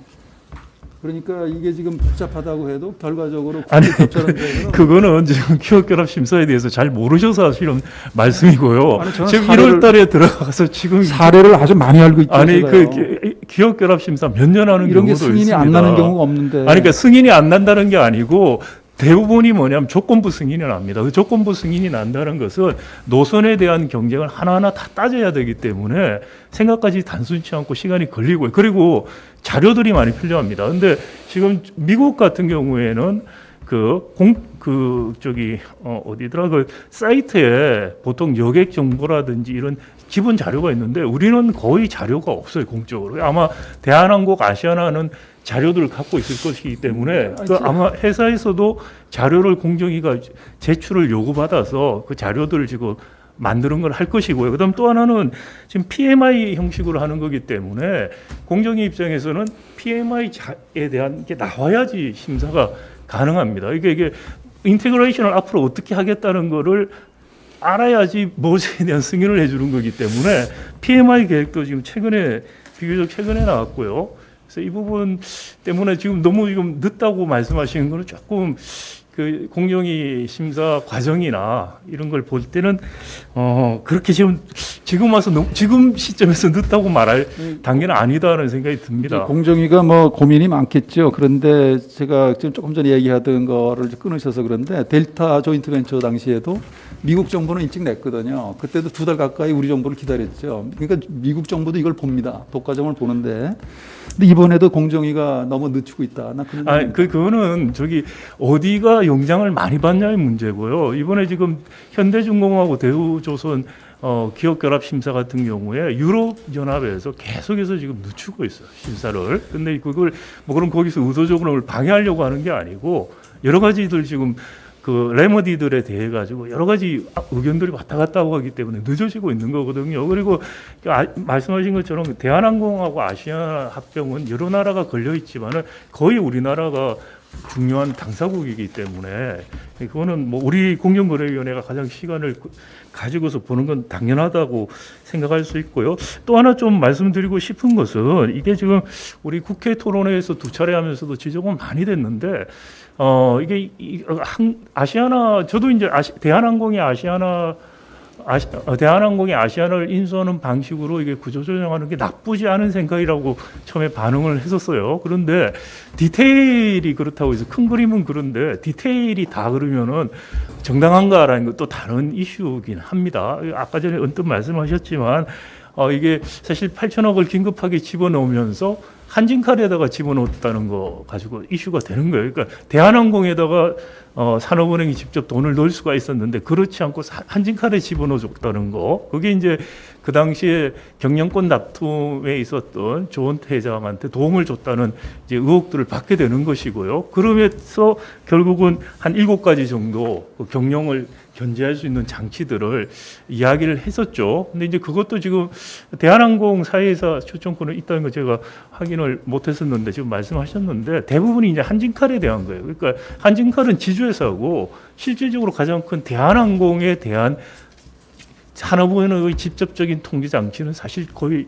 지금 7가지라는 게 다 한진칼에 대한 거지 대한항공에 대한 것은 아니다라는 거죠. 그런 의미에서도 사실은 이게 좀 적합했냐는 이야기도 있고 또 하나는 이게 8천억이 들어갔지만 향후에 아시아나의 부실 정도라든지 이제 코로나19 영향 이런 것들 때문에 거의 모든 전문가들이 향후에 추가적인 자금 투입이 있을 거라고 생각합니다. 근데 이제 향후에 추가적인 자금 투입이 있을 것임에도 불구하고 산업은행이 국회에조차 계약서를 안 보여줘요. 그뿐만이 아니라 국토부에도 안 보여준다 그래요. 국토부 과장이 계약서를 본 적이 없다 그래요. 깜깜이로 지금 이야기를 하고 있는데 도대체 대한민국 국회라는 국회의원이 도대체 이렇게 무시당하고 그냥 넘어가는 걸 보고 제가 2차례 국회 토론회를 보면서 제가 정말 어이가 없었는데 하여튼 이번에 PMI 같은 것도 지금 거의 안 밝히고 있고요. 아마 이제 이건 공정위에는 제출이 될 것 같긴 한데 그래서 너무 산업은행이 지금 사적 계약이라는 식으로 말을 하는데 공적 자금이 들어간 것이고 산업은행은 공공기관이에요. 최소한 국회 관련 상임위원회에는 자료를 보고를 하고 정확하게 밝혀야 되는데 깜깜이로 자꾸 가고 있는 그것도 자꾸 사적 계약을 핑계로 대고 있다는 거 굉장히 유감이라는 생각이 들고요. 그리고 국회에서 부를 때는 그래도 나왔는데 이런 토론회를 시민단체가 하니까 아예 나오지도 않고 쌩까버리는 식의 행태를 보인다는 거 굉장히 불쾌하고 굉장히 유감스럽다는 말씀을 드리고요. 이게 좀 2월 달에까지 하고 그 이후에 아마 지금 여러 가지 정치적인 문제들이 많이 터져가지고 관련된 국회의원들이 좀 관심이 조금 낮아진 것 같긴 합니다만은 PMI까지 나왔고 하기 때문에 이 이슈 가지고서 가을쯤에 다시 한번 국회하고 같이 해서 좀 토론회를 할 필요가 있지 않는가라는 생각이 듭니다. 산업은행이 좀 더 많은 정보를 적어도 국회의원들한테는 밝혀야 된다고 생각이 되고요. 그래서 그걸 통해서 공적 자금 투입 그리고 중요한 항공산업 국회 입법조사처에서도 지속적으로 지적한 것이 8천억으로 끝나지 않을 거라는 겁니다. 그래서 계속해서 공적 자금이 앞으로 들어갈 가능성이 큰데도 불구하고 여기에 대해서 구체적인 자금 소요 계획이라든지 앞으로 향후 이거 뭐 7가지 나와 있지만 이게 도대체 몇 년까지 한다는 건지 뭐 이런 것도 지금 불분명하고요. 그런 것들을 명확하게 좀 밝혀야 되지 않을까. 좀 국회 차원에서 대한항공, 산업은행, 한진칼 이 딜에 대한 또 대한항공, 아시아나항공 인수합병에 대한 공청회가 있어야 된다. 저는 그렇게 정무위와 국토위 공동 공청회를 하라고 제가 계속해서 이야기를 했었는데 뭐 대선 국면이 들어가면서 지금 좀 관심도가 낮아졌는데 오늘 저희 토론회를 계기로 해서 좀 그런 좀 시민단체들이 그런 좀 국회에 푸시하는 그 운동들을 조금 더 해야 될 필요가 있지 않을까라는 생각이 좀 들었습니다. 뭐 이게 사실 뭐 산업은행도 안 오시고 이게 좀 사실 저는 인천 지역 경제 이야기가 조금 더 많이 나왔으면 좋겠다는 생각이 들었는데 그것보다 또 종합적인 이야기들 중심으로 다시 한번 토론회가 진행된 것 같습니다. 네, 질문 있으시면 네.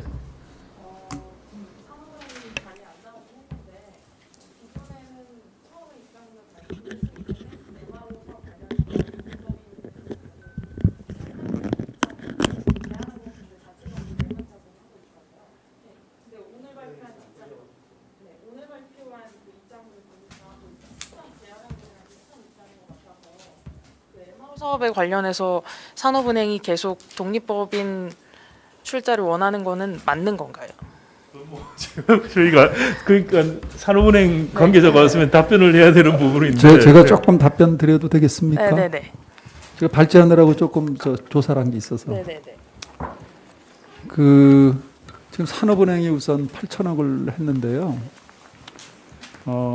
지금 이거는 아마 한번 앞으로 우리 박 교수님 또 제안 같이 들리는데 앞으로 더 이걸 좀 한번 다뤄볼 필요가 있는 게 외국은 어떻게 하고 있는가? 유럽은 지금 수십 유로, 미국은 지금 그렇게 들어가고 있는데 우리 8천억 가지고 MRO 섬들에 이거 가지고 뭐 해라고 할 수 있는 거냐? 그러니까 대한항공 보고 그건 아주 매우 경영 영역인데 지금 그 말씀을 하셔서 제가 80억을 갖다 놓고서 이건 뭐 지금 MRO라고 하는 건 사업가는요, 기업은 돈이 되면 하거든요. 하지 말래도 합니다. 그런데 지금 이거는 MRO는 임률 싸움이에요. 임률. 지금 아시아권하고는 우리가 2배가 높거든요. 그래서 지금 엔진은 그나마 기술이 있기 때문에 그래도 해볼만 하지 않을까 하지. 지금 과연 이 인건비 싸움인데 그것을 가지고 독립법인을 만들어라고 할 수는 없고 이게 돈이 되면은 아마 다른 사업자가 들어올 수 있죠. 그거는 인천공항이 판만 열어놓으면 다른 사업자가 들어와서 근데 대한항공 보고 굳이 이걸 해라 이런 것은 이건 좀 그거는 뭐 그렇게 대단한 시장에 대한 규제고 침해가 되는 이 경우고 지금 8천억 자꾸 얘기하시는데 공적 자금은요 이건 8천억이 공짜로 준 게 아니고 주식으로다가 5천억 집어넣고 교환사채 3천억으로 들어갔어요. 이거 다 받을 거거든요. 그래서 이제 이런 것들은 자꾸 왜 대한항공이 지주회사 놓는 것이 오히려 효과적이죠. 전체 그룹을 장악하니까. 그래서 저는 이거에 대해서 시각이 좀 차이가 있다고 생각이 되고, 그다음에 MRO에 대해서도 기본적으로 저게 제대로 가게 하려면 하나 큰 시장이거든요. 그러려면은 사실 인천공항이 또는 국토부가 해야 될 일인지 모르겠으나 그렇게 기업하기 좋은 환경을 만들어 주면 대한항공이 들어오지 말라 해도 들어오거든. 다른 기업도 들어옵니다 거기. 근데 왜 외국에다가는 그 10분의 1 가격으로 주면서 국내 기업들은 이거 다 받으려고 하면 거기 누가 들어가겠다는 거죠. 저도 한 말씀 드려도 될까요? 예. 뭐 교수님 말씀에 대해서 공감하는 부분이 있습니다. 뭐냐면 뭐 기업 운영의 부분이니까 그 말씀이 맞다고 보고요. 다만 이제 제가 얘기했던 취지는 그런 겁니다. 보면은 산업은행이 요번에 공적 자금을 투여하면서 운송산업의 경쟁력을 강화한다 그러면서 MRO의 국부 유출을 막기 위해서 전문화하겠다라고 얘기했어요. 그리고 언론을 통해서 여러 가지 방법들이 나왔거든요. 그래서 대한항공 너가 그렇게 하라는 측면보다도 정부가 전문화하기 위해서는 어떤 방침을 가지고 있고 어떻게 가야 되는지에 대한 고민을 해줘야 되는 게 아니냐라는 취지의 말씀입니다. 그리고 또 하나는 이러한 전문 법인이 필요한 이유는 통합이 됐을 때는 그 회사에서는 자가 정비를 하면 문제가 없지만 그러면 나머지 저가 항공이라든지 외국 항공사는 어떻게 감당할 거냐? 그 항공기의 안전은 어떻게 할 거냐? 이런 측면으로 봤을 때 정부 차원에서도 그런 것들까지 감당할 수 있는 그런 베이스들을 만드는 전략이라든지 고민들이 필요하지 않겠느냐, 이제 이런 취지의 얘기였고요. 그리고는 실질적으로 이 문제를 풀어나가는 것은 아까 뭐 PMI 통해 가지고 대한항공이 자체적으로 할지 아니면은 다른 회사하고 연합해가지고 할지 이것은 여러 가지 방안들이 나와야 되겠죠. 다만 항공 운항의 안전 차원에서 정부는 최소한 투입했던 이유들을 찾고 그런 방향들을 같이 모색할 필요가 있다라는 취지의 말씀입니다. 네, 됐습니다. 네, 저희가 1시간 반 정도 계획을 했었기 때문에 시간이 딱 1시간 반 채워진 것 같습니다. 혹시 뭐 플로어에서 질문 혹시 더 있으신 분이 있으면 하나만 더 받을 수 있는데 있으신가요? 네. 없는 것 같습니다. 그러면 오늘 그 토론회는 이것으로 마치도록 하겠습니다. 발제해 주신 우리 허희영 교수님, 그리고 토론해 주신 윤희택 실장님, 김성훈 사무처장님, 권호인 경실련 국장님 감사드립니다. 감사합니다.